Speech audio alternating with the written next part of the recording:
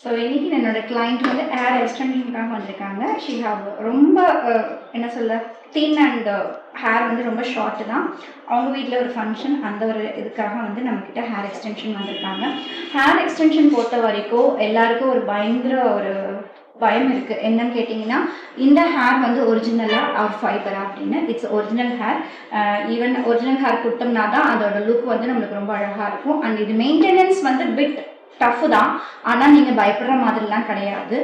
எல்லாரும் வந்து எதோ சொல்கிறாங்க, எங்களுக்கு வந்து அலர்ஜி வந்துடுமா, வேறு எதோட ஹேராவது வச்சா எங்களுக்கு அலர்ஜி வந்துடுமா, ஆரல்ஸ் வந்து எங்களோட ஹேர் வந்து ஃபால் ஆகிடுமா அப்படின்னு கொஸ்டின்ஸ் நிறைய கேட்குறாங்க.